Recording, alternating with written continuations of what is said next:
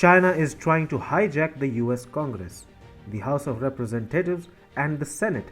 China is trying to take US lawmakers hostage using its stooges in the corporate sector. It really boils down to whether Americans will allow their most sacred democratic institution to be defiled in such a manner. Will they allow China to control the Congress, or will they take matters into their own hands? It is time they do something about China, because evidently Biden is too romantically invested with Xi Jinping, so he can't really protect America. The people of America now need to decide whether they will take China by the horns and defeat its devilish designs. Hi and welcome. You are watching TFI Global, the foreign affairs and geopolitical analysis arm of the TFI Media Group. I am your host Sanbir Ranhotra, and in this video I will tell you how a desperate China is holding US companies hostage. The communist nation of China is a hostage holder. It kidnaps foreigners, demands ransom from their host countries in kind, and brutalizes the victims while at it. There are umpteen instances of China resorting to kidnapping foreign nationals. The case of Canadian nationals Michael Spavor and Michael Kovrig being held captive by China is the best example one can provide. In exchange, the CCP has been strong-arming Canada and the United States to return Huawei CFO Meng Wanzhou to China. Now, the Xi Jinping regime of China is upping its game. It is now openly threatening Americans in the United States with dire consequences for their businesses if they do not agree to serve the CCP's purposes. In an explosive development, China has been threatening US executives, companies, and business groups in recent weeks to fight against China-related bills in the US Congress. According to Reuters, letters from China's embassy in Washington have pressed executives to urge members of Congress to alter or drop specific bills that seek to enhance US competitiveness. According to the text of the letter, Chinese officials warned companies they would risk losing market share or revenue in China if the legislation becomes law. Two bills are at the center of China's worries. The US Innovation and Competition Act passed the Senate with bipartisan support in June, and a related bill in the House of Representatives called the Eagle Act, which is more strictly policy-focused, has sent China into a tizzy. The legislations seek to boost US competition with China and fund semiconductor production, both of which worsen China's pre-existing woes to a large extent. China has openly asked top US executives and business groups to initiate lobbying efforts to ensure such legislation do not see the light of day.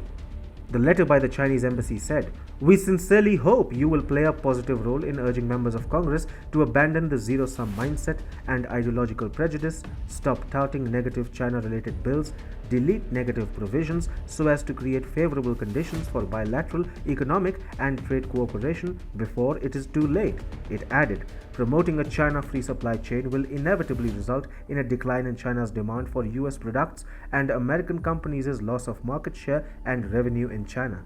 The US Congress is the seat of American democracy. It represents everything American. Now, China is wanting to co-opt this institution to further its own objectives. A US House of Representatives committee earlier this year advanced legislation intended to boost competitiveness with China. The legislation authorizes roughly $250 billion in funding for technology research, semiconductor development, and manufacturing, as well as subsidies for robot makers and chip makers amid a shortage of microchips around the world. Chinese organizations engaged in US cyber attacks or theft of US intellectual property from US firms would face sanctions too once the bill is passed. The bill has several other provisions which squarely hurt Chinese interests. At a time when it is reeling under the stress of an intense power crisis and economic downturn, countries from around the world have decided to kick the communist nation in the shins. Beginning December 1st, some 32 nations would no longer grant favorable tariff treatment to Beijing.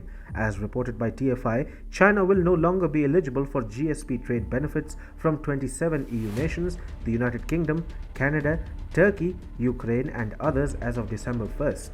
China's low-margin, labor-intensive industries would be the hardest hit, potentially hastening the movement of manufacturing from China to other developing countries. It must be remembered that China's cheap labor industry and consequently cheap commodity prices are the reason why the country became the largest exporter in the world. Supply chains became centered around China. However, with 32 countries ending the preferential tariff treatment for China and making it pay like any other normal country, the communist nation's manufacturing and export sectors are bound to take a hit. Everything seems to be working against China. The democratic world has been increasingly standing up to China's unfair trade practices, which are not in line with the World Trade Organization rules. In WTO's regular trade policy review in October, the US, the EU, the UK, among others, complained about China's reluctance to conform to the international trade rules aimed at establishing a level playing field for all participants in the global exchange of goods and services. Now, if the US plans to push through domestic legislation which ends up hurting China's fortunes in a big way, the same can be counted as the latest setback for the communist nation.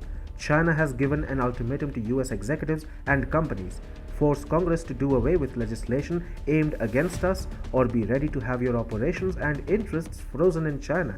Xi Jinping is effectively trying to hijack the top democratic institution of the United States and stall its functioning.